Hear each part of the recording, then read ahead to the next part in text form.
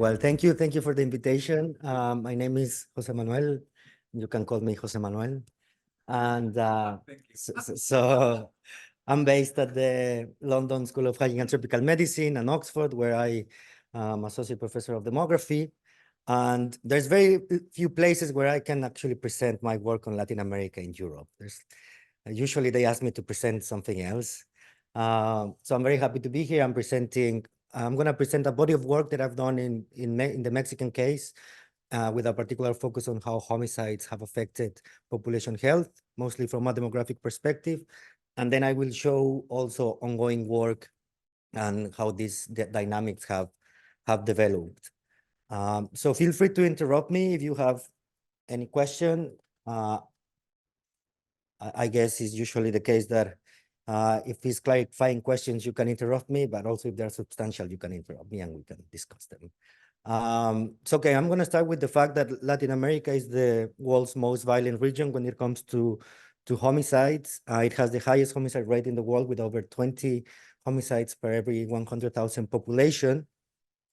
And in particular, there's been a few of these countries that have experienced an upsurge of violence in the 21st century. No, there's the Mexican case, but also Venezuela, Brazil, El Salvador, Honduras. Many countries have experienced an upsurge of violence in the last couple of decades. And today I will focus on the Mexican case. And we will see a lot of graphs like this. So this is an age and cause of death decomposition of a change in life expectancy. So the way we interpret this is everything that is positive means that they contributed to increasing life expectancy, and everything that is negative is holding back life expectancy improvement. So for example, in this case, between 2000 and 2005, there was an increase of 10 months in male life expectancy in Mexico. And most of these were driven by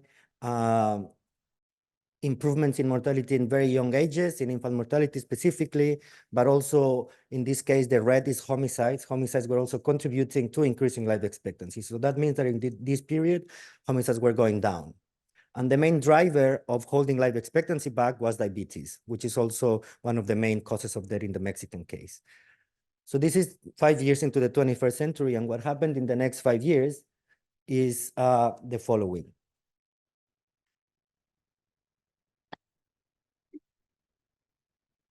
So homicide rates more than doubled, from 9.5 to more than 22 homicides per 100,000 population. And basically, life expectancy was reduced by almost 9 months only because of the increase in homicides. No, so this means that life expectancy, had everything stayed as it was in 2005, then life expectancy would have been around 9 months higher. And we can see that these deaths are also concentrated in younger ages. This is consistent with what we know about violent deaths between ages 14 to 50. And the take-home message from these two graphs is that the life expectancy in Mexico over the first decade of the 21st century basically stagnated. But it did not stagnate because there were no improvements. There were improvements in many causes of death, especially those that are medically amenable. No? So those that with a healthcare system that works, there's improvements in mortality. And basically the two main drivers of holding life expectancy back were homicides and diabetes. So this was documented by a bunch of Mexican demographers, Vladimir Canuda Romo, Iran Beltran Sanchez, and a couple more. So when I started my journey into demography, I wanted to dive deeper into that. No? So then in my master's, I started working on, okay, what can we learn about this at the subregional level? And this matters because the case of why Mexico became so violent is very specific. Even though we see similar impacts in Latin American countries, the reasons are very different. So in Mexico, was driven by what is the so-called war on drugs. No, so in 2006, the president back then enacted a policy whereby he basically said that the army could start trying to mitigate drug cartels' operations. So this created a competition between drug cartels because the army would go to a certain state and mitigate their operations, and this would create an incentive for the surrounding cartels to go and take that territory. So this created a battle, which is, I mean, there's political scientists here. Just from the policy point of view, it's kind of dumb. No, it's kind of stupid that you're going to mitigate violence with more violence. And then there was also a characteristic of the Mexican case, which is that the drug trade with Colombia, between the US and Colombia, was pretty much controlled. So this created also an incentive of profitability for the drug cartels to send the drugs to the US. So that means that they also became richer as they were able to send the drugs. So this created what is known as the war on drugs, and violence just exploded in the country. And it has also changed a lot over the last 15, 20 years. So historically, so this is homicide rates by municipality level in Mexico. And historically, the states that are the most violent are in the north.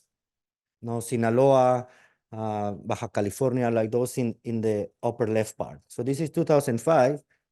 This is 2010. So we can see already the violence is spreading at least much more in the northern part of the country, but also we see that the south starts becoming also more important. I'm from here, so very safe. One of the safest places to live in Mexico. Well, in relative terms.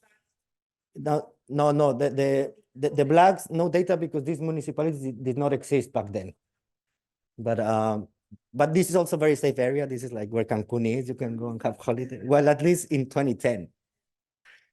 Then this is 2015. So we see still changes in the dynamics of homicides. Now the northeast part of the Mexico also has become more prominent regarding violence. And this is 2020. No, and 2020 is also an interesting year because it's the year of the pandemic. And we know that the pandemic did not only affect because of the COVID-19 deaths, but also it changed completely the structure of causes of death. No, so there were hypotheses that violent deaths would go down because of lockdowns. Well, we will see if that holds true or not later. So there's been a lot of changing dynamics. So the question that I wanted to ask first is, okay, if we look at the regional level, how different the impacts are of violence. So this graph shows the 32 states of Mexico. So I was talking with Aida that I work with Iran Beltran Sanchez. He was my supervisor in the master. So this is my master's dissertation, basically. So this is 32 states of Mexico. And this is the contribution of homicides to life expectancy changes. So we can see that in the first 5 years, between 2000 and 2005, most of them were positive and more or less similar across the 32 states. So what happened in the next 5 years is the following. So in some states of Mexico, the impact of violence was reducing life expectancy of more than 1 year. I mean, this is comparable to what we've listened so far about the pandemic in many countries, for example. But in particular, we see that all the regions, both the north, center, and south, have similar structure in terms of the variation. But notably, we have the state of Chihuahua. No, Chihuahua, which is the bordering state with Texas.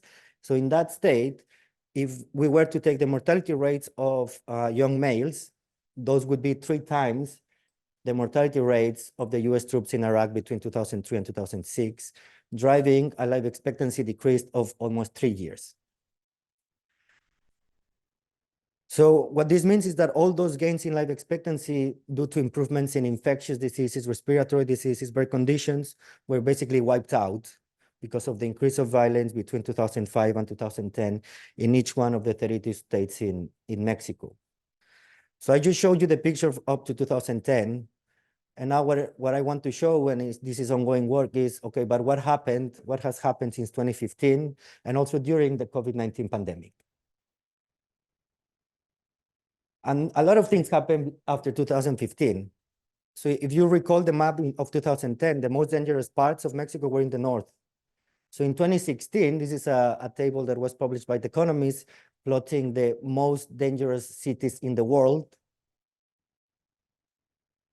Well, in the top, we have like 5 cities in Mexico, but these 2 are actually in the south of Mexico. These are in Guerrero. It's also the state where the students were disappeared. If you recall, like, we never found out the truth, although I think we all kind of know the truth. So by 2016, the dynamics of the violence have changed, and now the focus is in the south. Now the south has the highest homicide rates. And across states, we also see a lot of variation in the homicide rates. So historically, 2010, 2011 was the highest homicide rate that we observed in the country. And 2019, it was even higher. I think we have almost 30,000 homicides in a year. So what I want to show you is, okay, what has happened since then? And we see here a lot of variation in homicide rates in the states over time, but we can see consistently that there's increases at some point, at least during the last years. At the same time, we have this, I mean, maybe epidemiologists wouldn't like this term, but this syndemic. No, we have like two epidemics that are interacting somehow together. And one is the epidemic of violence, and the other one was the pandemic, no, where in Mexico there were over 330,000 COVID-19 deaths coded as COVID-19. There were large variation in regional areas because there was no consistency in how policies were implemented. No, so while some states were having lockdowns, some of the surrounding states didn't have lockdowns. So it was pretty much left to the governors to do whatever they wanted. So the variation on how the pandemic evolved also in the country was very different. And at the same time, like I said, the pandemic has changed a lot of the mortality patterns. No, for example, like I said, we would expect that external mortality would go down because of the lockdowns and the non-pharmaceutical interventions. We would expect there was expected suicides to go up also because of the lockdowns. We were expecting maybe some infectious and respiratory diseases to go down. No, it was 2021, and we were still washing our hands 20 times per day. Also, the healthcare system was overwhelmed. No, so this means that we were also expecting, for example, cancers to go up, and also acute cardiovascular events. No, simply because the healthcare hospitals were overburdened, but also fear. People didn't want to go to the hospital because of fear of getting COVID-19 or just being held up in the hospital. So this suggests that the whole structure of the causes of death might change during the pandemic. No, these indirect effects, let's call them, of the pandemic. So this is ongoing work with 3 PhD students. 2 are from the University of Southern Denmark, and 1 is from the LSHTM. And what we wanted to do is to update the graphs that I showed before, but now in the context up to 2021. So in the first panel, we have, well, in the top, we have males, in the bottom, we have females. In the leftmost panel, we have the changes between 2015 to 2019. In the middle, the first year of the pandemic, and then in the right, the second year of the pandemic. So before the pandemic, life expectancy was already not improving. No, there was a decline of 0.76 years for males, and life expectancy for females stagnated. And I'm going to emphasize from now on a lot the results also on female mortality. So a lot of why life expectancy was stagnating or declining in the 5 years preceding the pandemics were because of homicides and violence, so it's the red color. Then the pandemic hits, and what we observe is that most of the negative contributions to life expectancy were deaths that were coded as COVID-19, and also causes of death that are related to somehow an effective healthcare system, which is the purple color. We see no red color in the middle.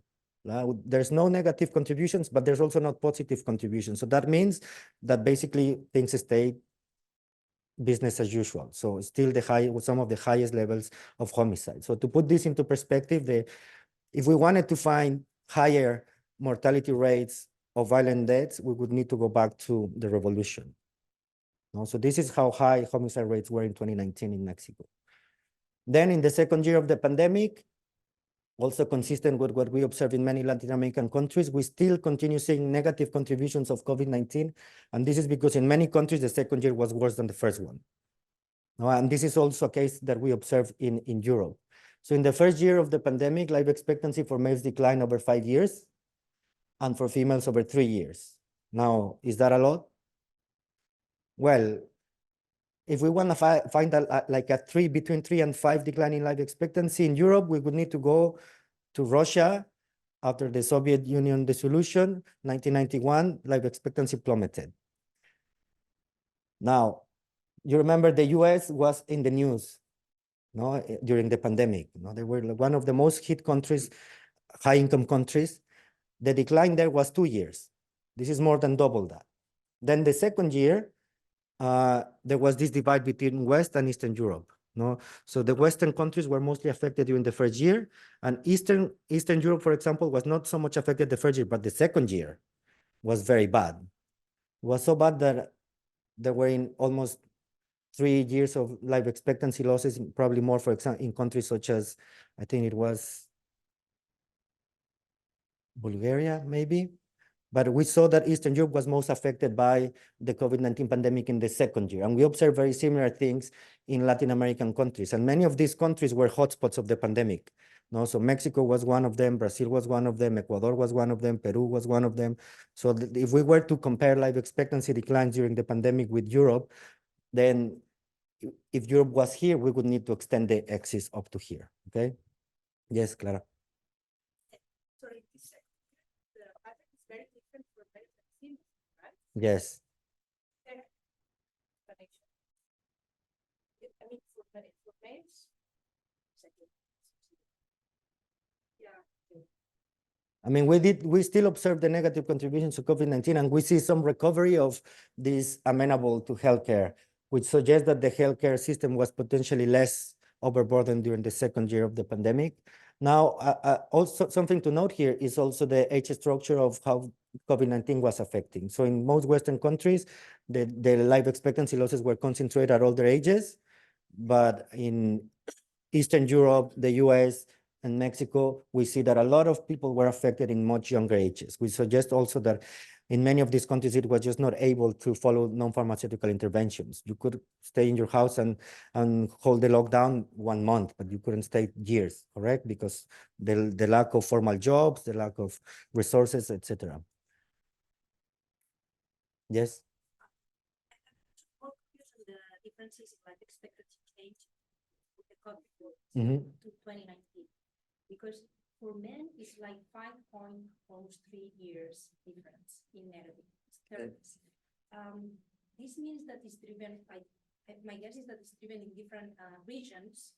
So this is driven by specific regions in Mexico and not in the whole Mexico. So which are the regions that were most affected in this shock effect on life expectancy, and particularly for men? Yes, so yes, yes, and we will know. Yeah, so this is at the national level, but of course, Mexico is pretty huge, 120 something millions. So this is what happened at the regional level. We have, these are the 32 states again. We have males and females, and this is the change in life expectancy from 2019 to 2021. No, so we can see that some states, for example, Morelos, the decline was much higher compared to other states. But we do see, nevertheless, consistency in the patterns of life expectancy losses in different states. But a way to really try to untangle how COVID-19 affected these changes, we can do that sort of the composition that we did before and see which states were more affected by COVID-19 deaths. And this is homicides. So this is homicides. I don't know, how can I? I think if you click on the chat, it popped up with something in the chat.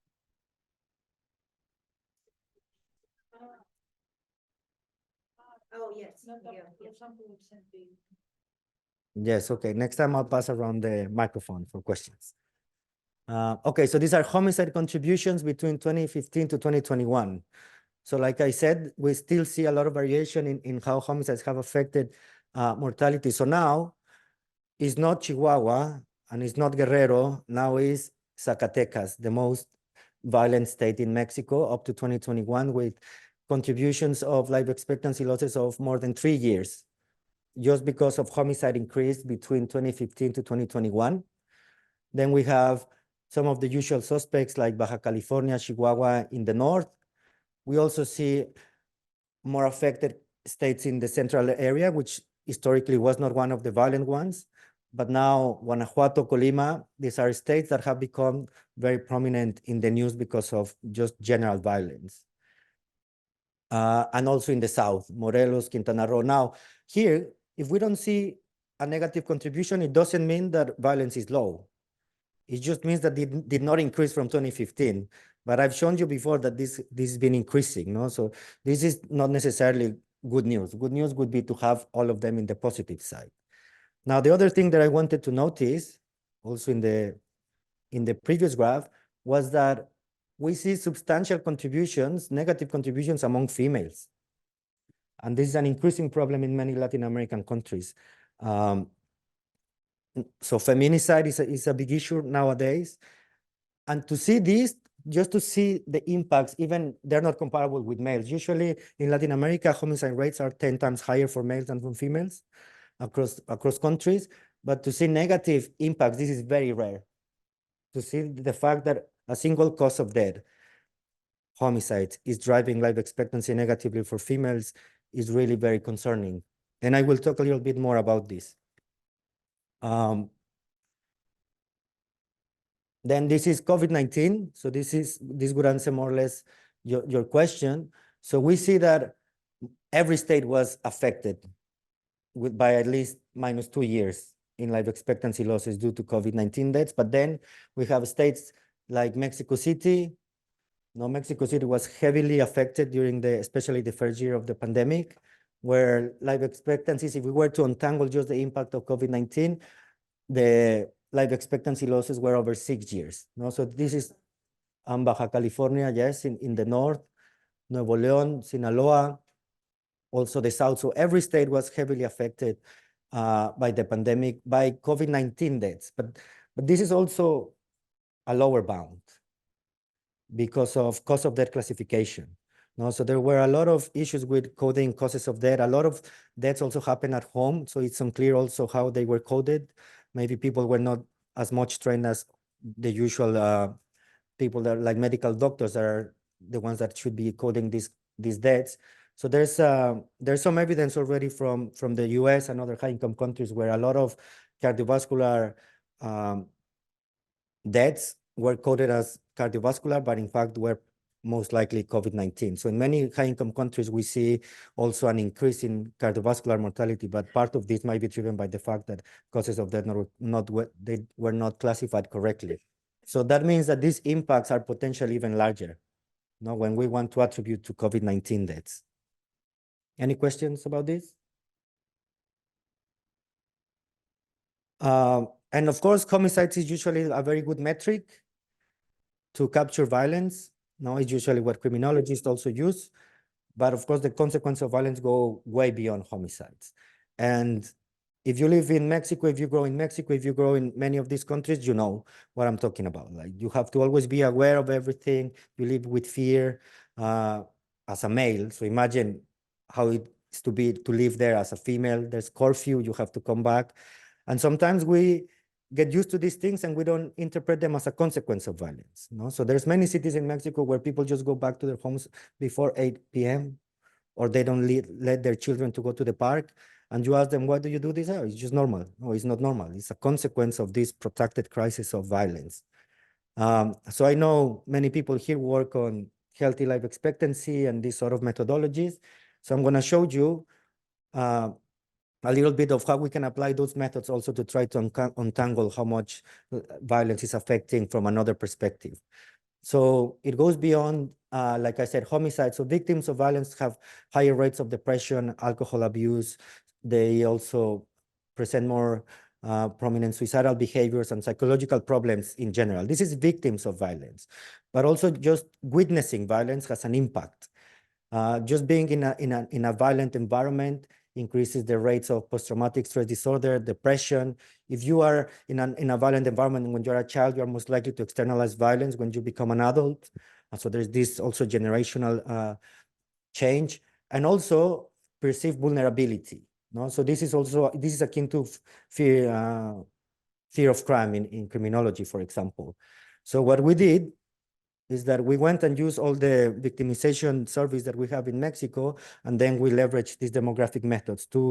Our aim was to calculate of your life expectancy, what proportion are you expected to live feeling vulnerable of becoming a victim of violence, as a way to have a measure of uncertainty, and also it is a subjective one, Hola Martí. So we have, in this table, I'm gonna summarize, we have females. I'm just gonna present for females the results. And there's a few things to highlight here. So females in 2005 at age 20 had a remaining life expectancy of almost 60 years. Then in 2014, there's no change in life expectancy. So that means that stagnation in life expectancy has been already happening since a long time ago. So this is 2014, this is 8 years into the war on drugs. Now, of those 60 years, a female in 2005 was expected to live 30, so 50% of the remaining life, feeling vulnerable of becoming a victim of violence. By 2014, this increased to 42 years, which represents 70%. So what that means is that given the conditions of violence in Mexico in 2014 and the mortality patterns, out of 60 years, a female would be expected to live, a woman would be expected to live more than 40 years feeling vulnerable of becoming a victim of violence on average. All these are averages. We wanted to do this also at the subregional level, but then the surveys were not representative. So what this means, if we were to translate these to population numbers, that means that there was an increase of more than 30 million person years of vulnerability in Mexico between 2005 and 2014. I apologize. Why? So 50. Yeah, good. Thank you. Please explain to a thick-head person. 59 is 59 years on top of 20. That's age, is an absolute age number, 59 years old. That's when you're expected to die. Or is it 59 on top of the 20? Because, okay, that makes sense. So 22 on top of the 60 underneath, right? Okay, thank you. Yeah, so if you survive to age 20, you have a remaining life expectancy of 60. And then if you survive to age 60, you have a remaining life of 22, for example. So this highlights just the increase on how we perceive vulnerability in the country and the levels, how they went up from 50%, which 2005 was already, well, a country where females feel very vulnerable. You know, this has been known for Mexico.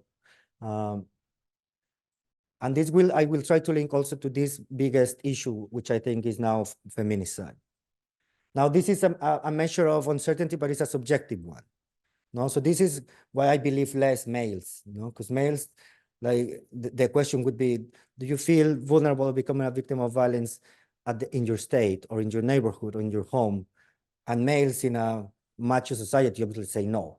No, so there's a lot of the usual limitations with this type of surveys.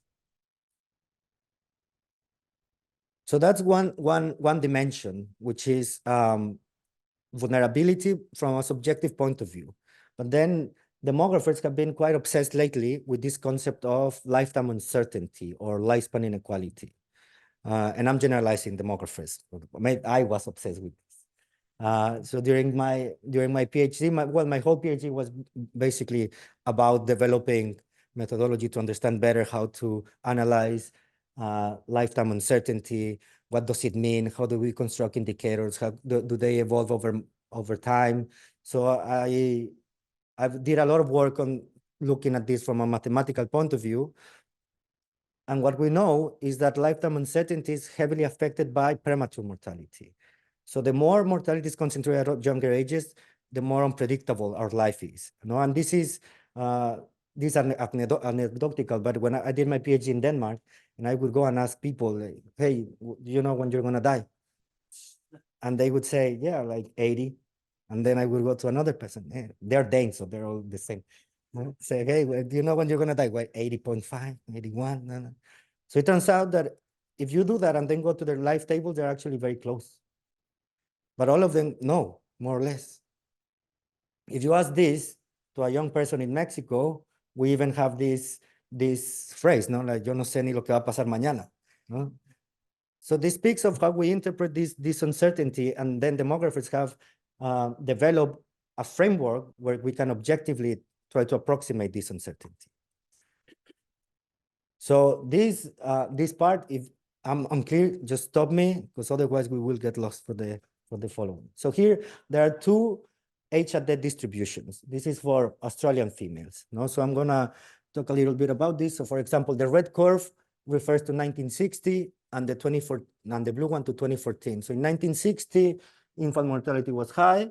No, a big proportion of deaths were happening in infancy. Then it went down. Then there's no mortality among younger ages among females in Australia. Then, of course, most of the action starts happening after age 60. By 2014, there's basically no infant mortality. No, this graph would look the same for every high-income country.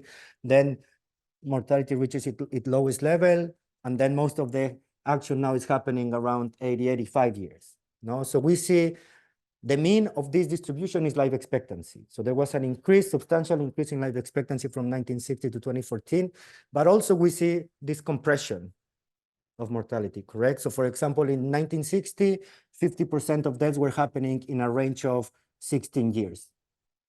By 2014, the same 50% of deaths were happening in just a span of 13 years. So that means that variation went down, there's been a compression, and there's also been this postponement to older and older ages, no, which underlies the life expectancy increase. So this is what I will refer to as lifespan inequality or lifetime uncertainty. No? So the fact that variation is going down means that lifetime uncertainty is going down. And this has two meaningful interpretations from a demographic and public health perspective. At the population level, if lifespan inequality is going down, it means that health improvements are more evenly shared across the population. At the individual level, it tells us how unpredictable our life is. So the hypothesis here then would be that if we have a country with high violence, then lifespan inequality or this uncertainty should be high. And this is especially important because most of these deaths are also happening at younger ages. So when I finished my PhD, I did my master's on violence, and then we did similar studies for Venezuela, for Brazil, and then an overview of Latin America. And then I started working a lot with this concept. So now the clear idea was, let's merge them and try to see whether maybe lifetime uncertainty is maybe more informative than life expectancy in context of high violence. And what we found is that so lifespan inequality in Mexico overall during the same periods that I showed increased. That means that lives were less predictable. But if we were to look at the subnational level, this is from 1995 to 2005. This is the contribution of homicides to this uncertainty. So that means that if they're negative, they were contributing to declining variation. So lives were becoming more predictable. And if they're positive, that means that they're contributing to a more unpredictable lifespan.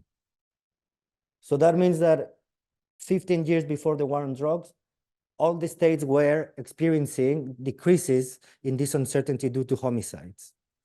And then what happened from 2005 to 2015 is that every state was experiencing increases because of this in variation because of the increase of homicide. So this basically lead to a conclusion that in Mexico, violence not only does contribute to shorter lives, it also makes them much more unpredictable. And why does this matter?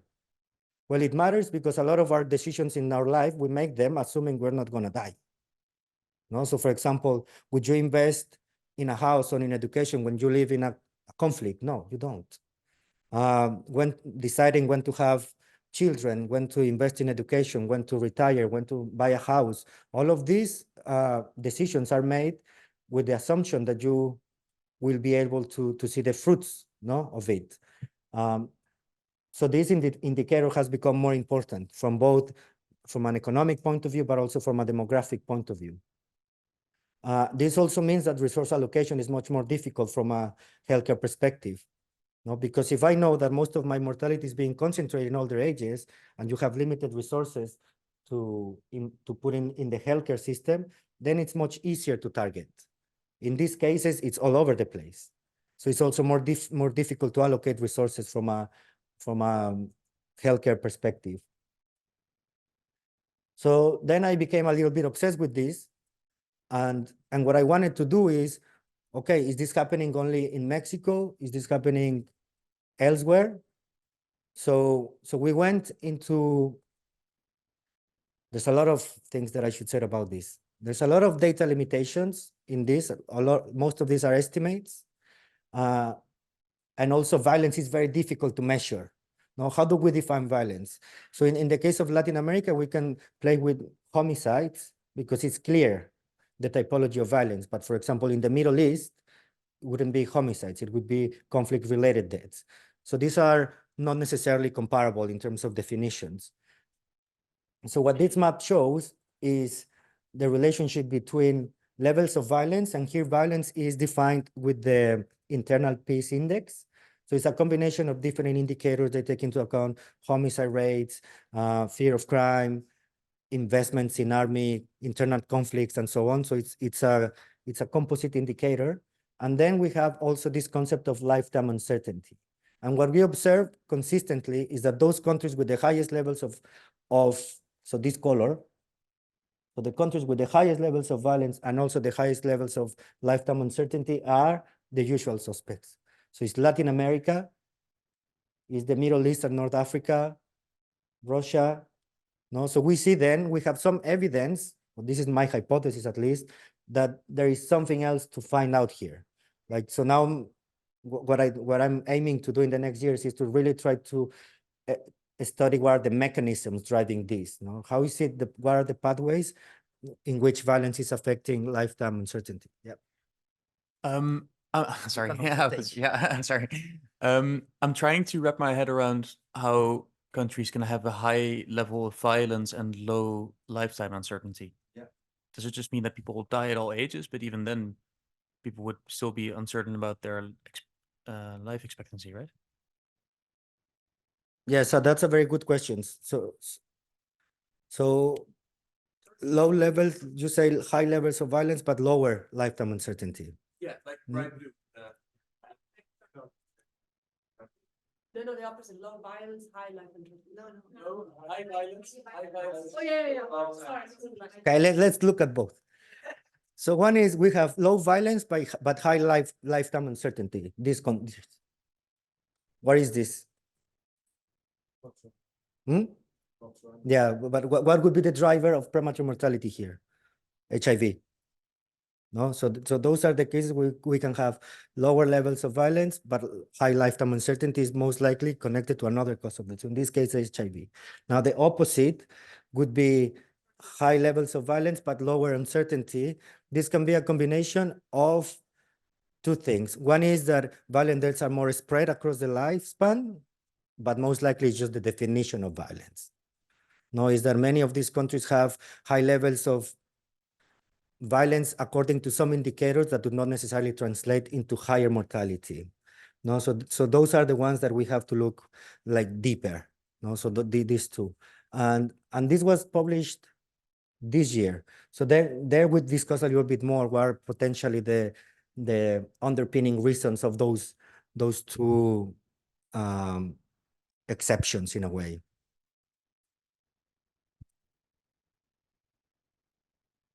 Okay, so now I'm gonna move on with, so usually when I give this presentation, then sometimes I have just the next slide could be just a black one. And I will tell you something like, everything I said, don't believe me. Because we don't know how to measure anything. No, homicides, it's a good metric to see how it evolves. But about the burden, really, we don't know much. So there's many challenges where demographers and statisticians can contribute. And some of them are just very sad. Some of them are the quantity of unidentified bodies, common graves that come out every week, clandestine graves, disappearances. There's over 200,000 disappeared people in Mexico. Those are not counted in the statistics that I showed you before. And also, we don't even know how much, if these numbers are true. No, so there's a need to combine different methods and different data sources to come up with a better estimate of what constitutes a violent death. And the other one, like I said, is the increase in feminicide. So feminicide, we can analyze female homicides. Feminicide has a very particular definition, which is the misogynistic killing of women by men. So there's a gender element here. And it's been increasing in many Latin American countries, and in particular in Mexico, but we don't know how to measure it. So feminicide exists in the law, but it's different definition for all the 32 states. Now, how do you code a death and find out whether there was some gender element, for example? We don't have that information. So a lot of, I think of the focus of violence with women in Mexico, we don't know. We really don't know what to do. And this is, I think, one of the challenges that we have now. That's why in the talk I put challenges ahead. So then back in 2018, 2019, 2020, maybe 2020, a student wrote me and she said something like, hey, Jose Manuel, I wanna become a demographer. Where do I go? And I said, oh, you'll come to Oxford, no? Because here, this is where I am. So she came to Oxford, did her master's. She's a statistician. And she has done a lot of work on how to measure better feminicides in the context of Mexico. And this is part of her work. And this is what we don't know. So these are the percentage of homicides by private, public, and settings. So we see that among females, there's been an increase in public spaces happening. And this is a big issue. This can be connected to random placement. You're passing by and something is happening and you get killed. But to see this so systematically suggests that there might be different reasons. The other thing is that we don't know what happens in over 25% of the cases. So again, we don't know. And yes, this is for Mexico. And this is the same for males. So there's a lot of things we don't know. This is by modality of killing. So a lot of firearm, as we would expect. But again, not specified. We don't know.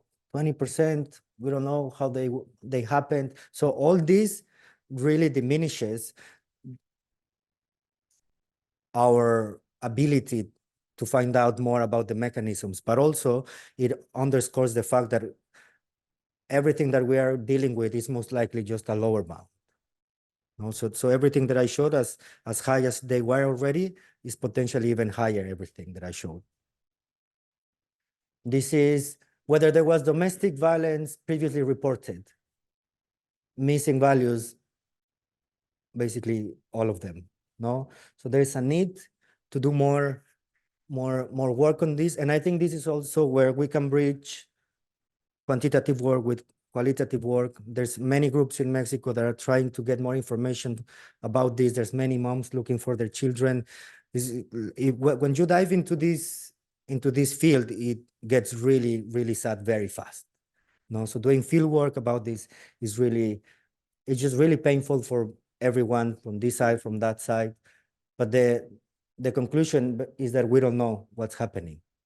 So Maria is now working on how to develop new statistical methods, how to combine data sources. So we have information from social media, for example, on missing people. We have Amber Alerts. We have surveys. We have mortality data. So now the challenge is how can we combine all of these to get a better measurement and definition of, in particular, feminicides in the Latin American context. So that data are missing in many ways. It comes from missing fields. So for example, there are deaths that cannot be classified as feminicide because they lack relevant contextual information. And also we have missing observations overall, just killings that happened that we just don't know where or when they occurred. There's also institutional and conceptual tensions, challenges with implementing a gender perspective. And I think anything that has to do with violence, especially in the Latin American context, should be seen from a gender perspective. So it's like like that paper in PDR of the second demographic transition that they said the second demographic transition should be seen through the lenses of gender. Well, it's the same here. We will not get further unless we are able to really combine disciplines. There's definitional and operational heterogeneity, contextual informations, and also in general, just sources incompleteness. And this is from Maria's master thesis. So she went to Mexico during her master's to do fieldwork, and she interviewed people that work in different institutions that are in charge of documenting and collecting data. So I'm gonna leave it there, and I'm very happy to receive any questions, and that's it. So questions.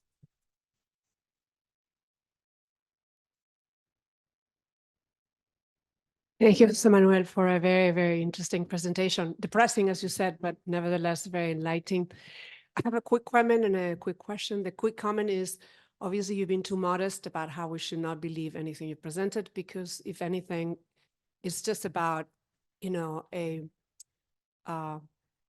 given all the data missing, it's basically under, you know, you probably had, whatever you have presented is even stronger. You don't have false positives with homicide. It's not that someone gets, you know, documented as death and then turns to be alive. So your, you know, your conclusions and your findings still hold.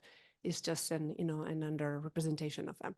And my question goes beyond your presentation, but since you are the expert on life expectancy, I'm curious to ask you why Japan and Spain have the highest life expectancies in the world, and Spain has now surpassed Japan, my understanding. So I'm sure you get this question every time you come to Spain. And feel free to answer it later after you get the more substantial questions. Thank you. Should I take a couple or should I answer this one? Well, okay, so, well, thank you for the comment. It's just a way to emphasize that we need to work more and we need to sharpen our methods. I think demographers have been very good at that. And I think demography is a discipline that is like an octopus, right? Like you can talk to a statistician. If you're a demographer, you can talk to a statistician, an anthropologist, sociologist, biologist, ecologist. And we've always had these methods that actually became much more relevant during the pandemic, and we always revise them and revise them and revise them. You have all this. So we have that. I think the demography as a discipline contributes quite substantially in that revision, always constant of the methodologies. Now we go from standardization to now we need to standardize this in a different way. Why? I don't know. What. No, we're always revising. So I think what I wanted to highlight is that we need to go beyond what we have at the moment and really try to get into the mechanisms that underpin all these negative consequences, but also, yeah, how to provoke a change from an institutional perspective too. Now, I have sad news too. So South Korea has higher life expectancy than Spain. But what is consistent with what the data would show is that there were massive improvements in cardiovascular diseases when in many countries there were no improvements in cardiovascular diseases. No, so if we look at the epidemiological transition theory, one thing that this theory failed to forecast was the fact that cardiovascular diseases were going to go down, and in that sense, Spain and Japan made improvement much faster than in other countries, as well as neoplasms and well, cancers in general. So I would say those are the main drivers now to bringing life expectancy up in high-income countries. Please, can you say your name, please, too? Yeah, I'm Pablo, and just coming back to the issue of mortality and homicides. When you mentioned the consequences of homicides and violence, you mentioned several consequences, including depression and so on. But well, I'm not an expert on that. But for instance, you didn't mention something like stress. If you fear something, the first reaction will be stress or something. Is there a way of measuring that in physically, not only subjectively, but also physically? Or well, there may be different measures. Do you have these measures or? Yeah, so there's evidence Yeah, like I said, being just exposed to violence, not necessarily being a victim of it, already creates different negative consequences in terms of population health. And one of them is stress or post-traumatic stress disorder. So there's evidence that suggests, I think there's a paper where they follow people that were exposed to the conflict in Syria, and then they follow their lives. And there's, for example, evidence that suggests that people that were exposed to high levels of violence, they tend to have also higher cardiovascular disease as they progress in life. So there's a lot of indirect consequences on population health that go beyond just the psychological, mental health, and homicide consequences, definitely. This type of stress bonus. Yeah, I assume you can. I don't know if the data exists, but we can measure biomarkers in conflict settings. Yes, absolutely. Absolutely, I agree. Who was first? Elaine. Okay, thank you for the presentation, Maria Jose. Well, I'm afraid that after your presentation, people will not go to visit Mexico, which is a beautiful country, by the way. I was just wondering how your data will look if you have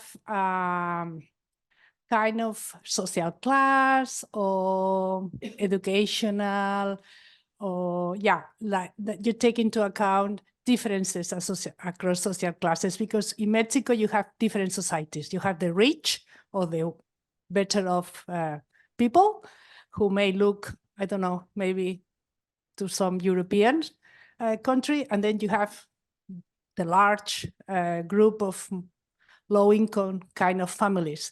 And feminicides in particular, I think these are concentrated among the poorest, if I'm not wrong. So I was wondering to what extent you have explored the data across different social divides. Thank you. Yes, that's a very, very good point. So I'll start with the evidence first. So if we look at the US, we also have relatively high homicide rates compared to high-income countries, that we would see that gradient too.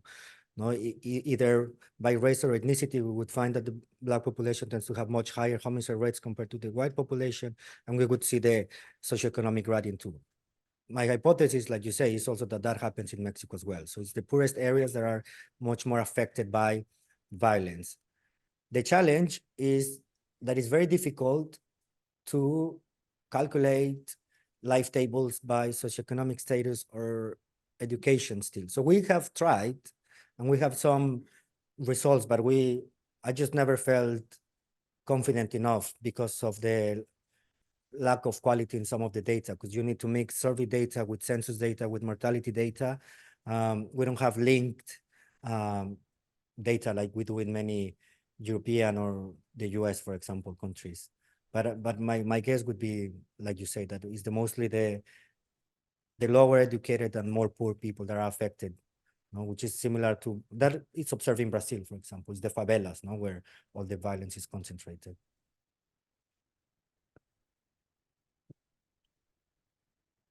Thank you. My name is Eva Fortes. Thank you very much for this presentation. It's especially interesting to me. I literally just got back yesterday morning from visiting my family in Mexico City. And I have two questions. They're both a bit fuzzy, so I'll try to, but one of them, when you're looking into femicides or feminicides, I don't know how it's said. From my knowledge, I know that there's a lot of, it's not sort of by accident. I think it's important to point out that it's very different from killings of women in Spain by their domestic partners. It's not the same. Because in Mexico, the ones that I know about, and I think it's really interesting that you're doing kind of a general population feminicides, because I know about, killings of female journalists, killings of female politicians, killings of female activists, and it's very kind of on purpose to shut them up. And I wonder how that will affect the missing data. How does that affect the missing data? And also how does that affect seeking out the missing data? If a lot of women who are speaking about this are silenced because of that. And kind of, I guess I'm also curious about the safety of your PhD student who's doing the field work for her project. And then my other question is a more political one, which is next year there are presidential elections in Mexico, and the two biggest political, you know this, I'm telling this for the others, the two biggest political parties in Mexico have both nominated female candidates. So given the history of killing female mayors, killing female politicians in general, do you think that will affect in any way, positively or negatively, the feminicides in Mexico or the attention to it? Thank you.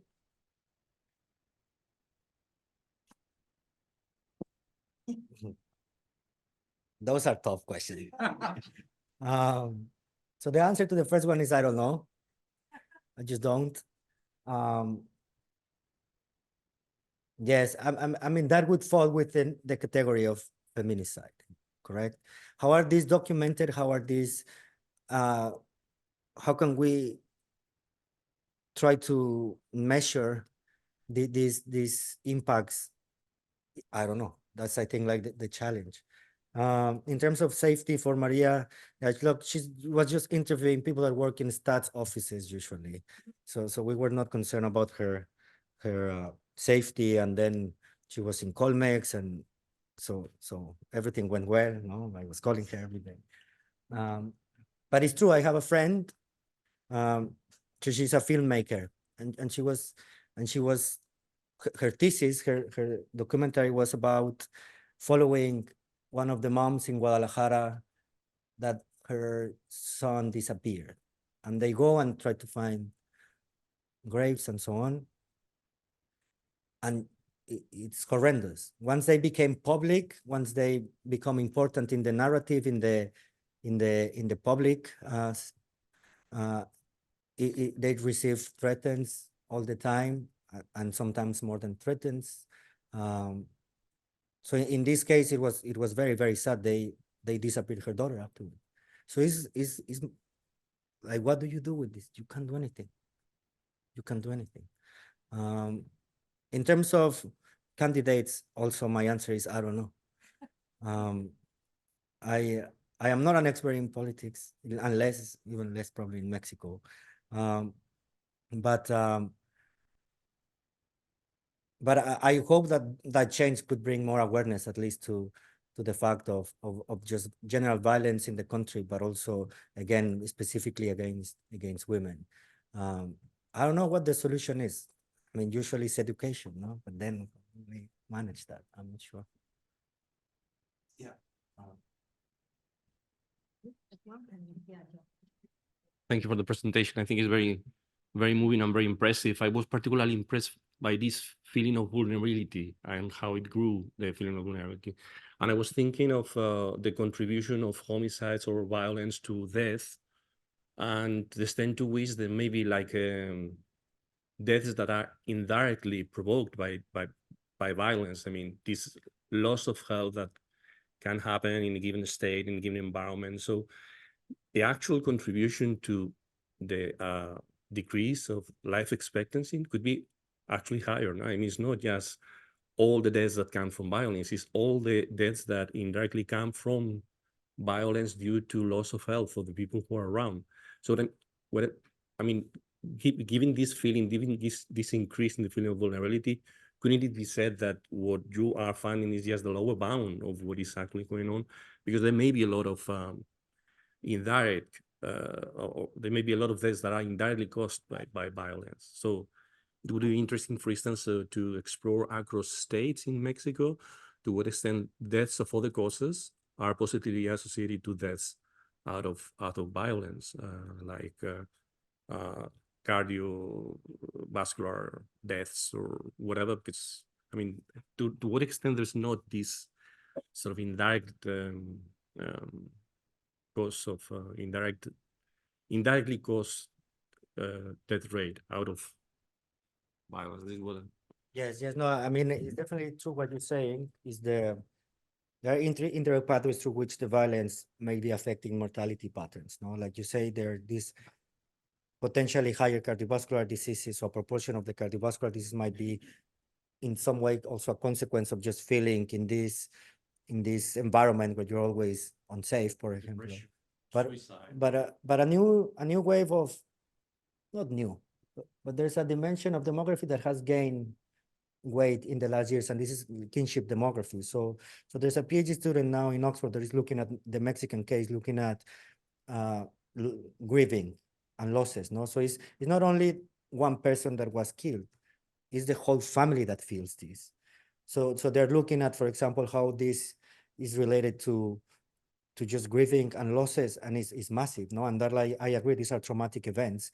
If you are a mom or a dad and your son dies at age 20 because someone murdered him, this has an impact on everything. Yeah, I agree. I think there's a scope to get deeper and deeper into the consequences of this, especially when we reach so high levels.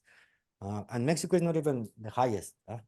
There's still, we have El Salvador, Colombia, Venezuela, Honduras. Here, in some years, the homicide rates are over 100,000. Over 100 per 100,000 population.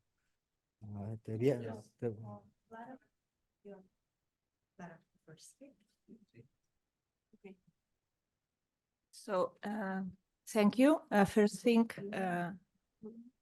I want to say is I was touched. So, I mean, I know you are aware of this, but your presentation on this particular topic is really touching, at least to me.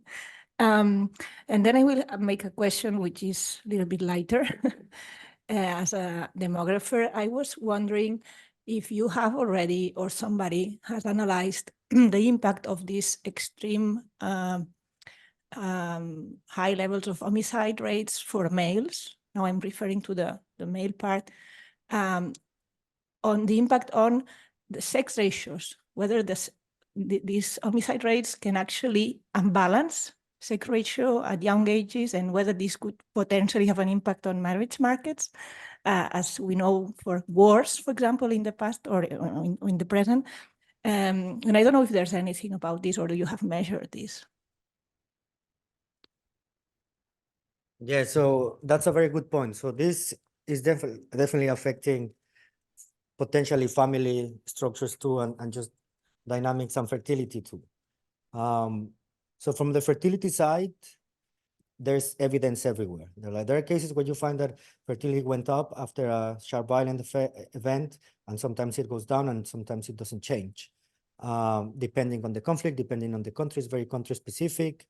So work that we've done with Ginebra, Florida, and Maria too, we found that in the Mexican case, we don't see any change in fertility dynamics. So fertility was going down quite fast in Mexico since 1960, but so I don't know if that's kind of like just a momentum, and that's why we are not able to untangle whether violence is having an effect. But there's other countries where we've seen an increase, no, which is, I guess, aligned to the demographic transition theory. You have high mortality, then you have higher births. But then there's some cases where it goes down, no, and it has also to do with more like, why would I bring a child to this world if it looks like this?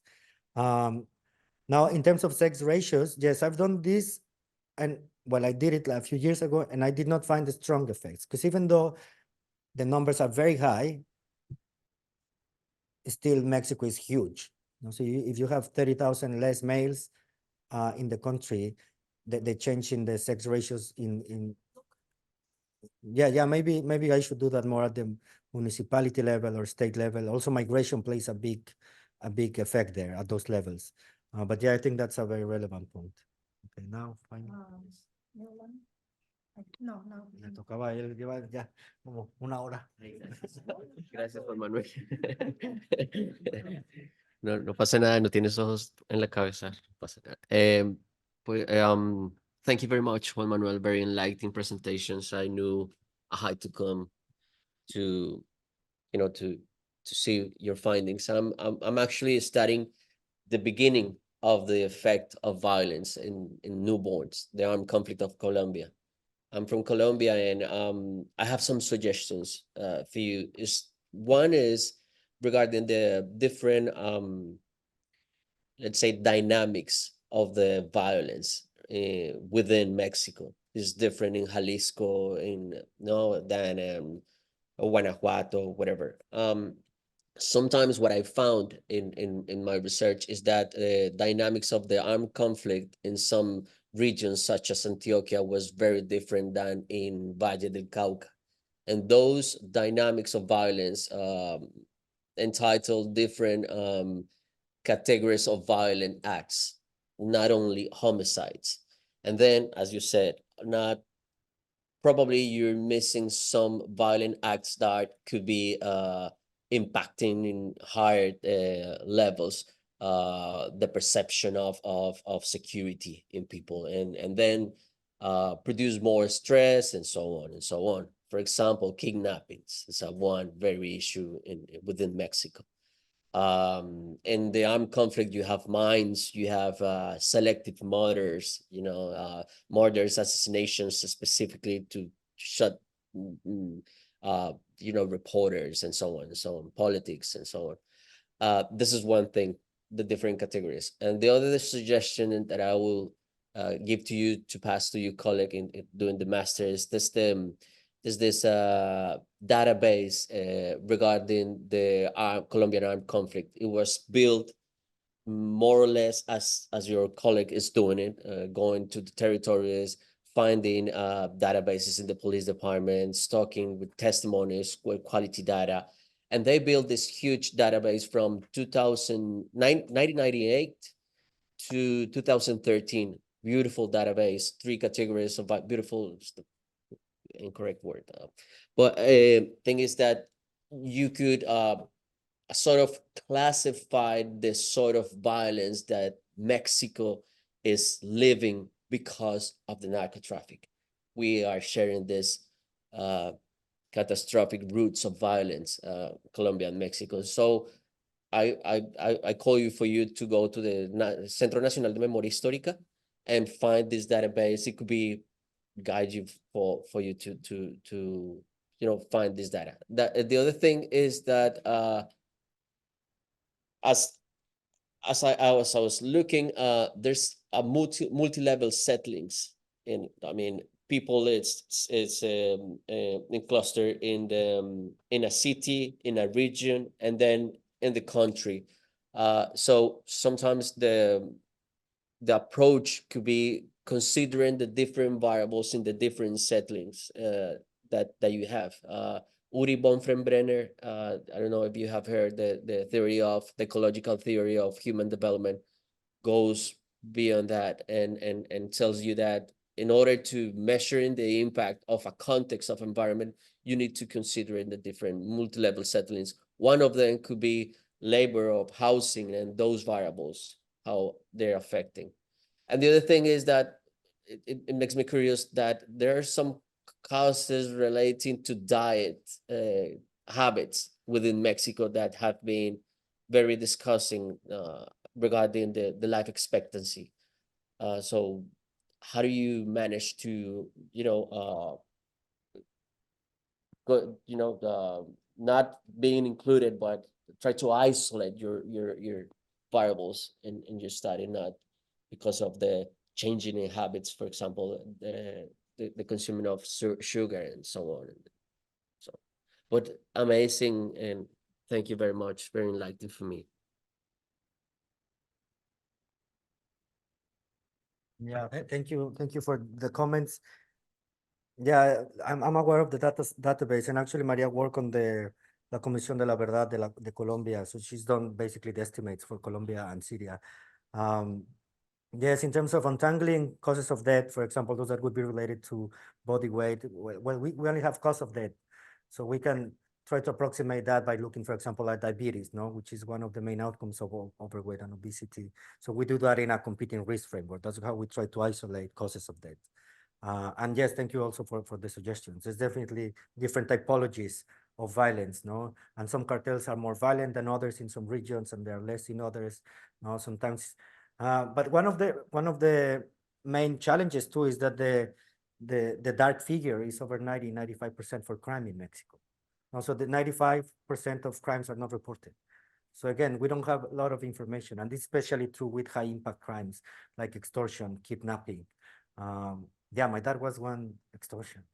I was in his office and he receives a call, and you could see like he immediately became like shaking, and his son is in front of him, so he didn't want to react. I mean, later I found everything, but yeah, you can see these are sources of stress that are like very potentially accumulating over the life course that would end up in affecting you in many ways. We have four more questions. So Roland, and then Piero, Alina, and John. Wait, where is this good? Yeah. Sorry. Ah, right. I was pressing it with my thumb. Sorry. Thank you for the presentation. It was extremely interesting. I learned lots of new things, and of course, it's also depressing, as others have said. I have two questions. One basically for my own comprehension. So at some point you were talking about vulnerable expectancy, right? So the years spent in life not feeling vulnerable to being a victim of violence, or feeling vulnerable. Just for my comprehension, those would be the younger years, right? So if you have let's say 20 years of vulnerable expectancy, sorry, to reframe the question, from age 50 onwards or something, you spend your life not feeling vulnerable to being violent, right? That's the assumption made. Is that correct? And then the second question I have, well, can be answered both politically and statistically. To what extent is there a reason for hope, just judging from the development of this violence? So there has been an upsurge, but I think a graph you showed early in your presentation suggested that at least the increase in violence is slowly coming to a halt. Were these the latest numbers, or are there newer numbers available that suggest that perhaps the trend is reversing, or is there still reason to be concerned about it becoming even worse? Yeah, thank you for the presentation. Okay, about the life expectancy question. So if you have 20 years of age, you have a remaining life expectancy of 60 on average. Of these 60, a certain proportion is going to be expected to live vulnerable. If you are older, your remaining life expectancy is less, but the proportion can be the same. Now, I don't know if you wanted to do this, but you have it correct. Vulnerability is high at younger ages, and then it goes down. And my hypothesis is just that you get used to it. So then you're less likely to report that you feel vulnerable as older you become.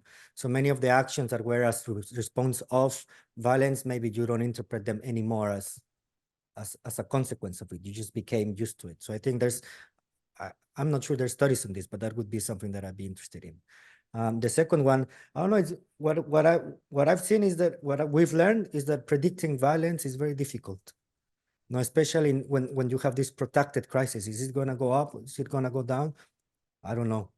Now, we might be a little bit optimistic in saying that the violence went down the last year, but this is compared to the most deadliest year in history, in modern history. So I'm still, unless we see going back to the levels of 2005, I wouldn't be optimistic. Just wanted to tell everyone, I think that the event has to end at 1:30. So those of you asking questions that don't have a chance, maybe you can talk to him after we finish at 1. Yeah, so there is only 3 left. Oh. Here. Okay, thank you. I just have one question that's maybe taps a bit into your obsession for this concept of lifetime uncertainty. I'm not a demographer, so tell me if I say something that is weird. But I didn't quite get to what extent this concept and measure captured the fact that uncertainty might be by construction decreasing with age. No, because imagine a society in which the risk is concentrated in the early years of life. I don't know, between 0 and 10. Okay, so it's very risky. This uncertainty will drive my decision as a child, but then when I am 15, then it's wiped out. No, so if I understood, If I have survived. Yeah, if I have survived. So this remaining life uncertainty might be more important in driving my decision than my lifetime uncertainty. No, yeah. Okay, that was not a great question. Yeah, no. So what I showed here is lifetime uncertainty conditioning on surviving to. We did many ages. I presented age 10. but 15 is when you see the onset of violence, no? So it was what we were trying, it was to isolate the impacts of high infant mortality in many of these settings. Yeah, so you can reframe that, I guess, depending on your research question. So for example, if you're interested in pension systems, you may wanna look at lifetime uncertainty conditioning on surviving to age 60, 65. And yeah, I didn't talk about how it's measured, but there's a variety of indicators. You have the Gini coefficient, coefficient of variation, life table entropy, standard deviation, depending on whether you're interested in relative inequality or absolute inequality. Yeah, so I'm happy to talk more about this, but in this case, I agree. Remaining lifetime uncertainty depends on the question that you are kind of interested in. You?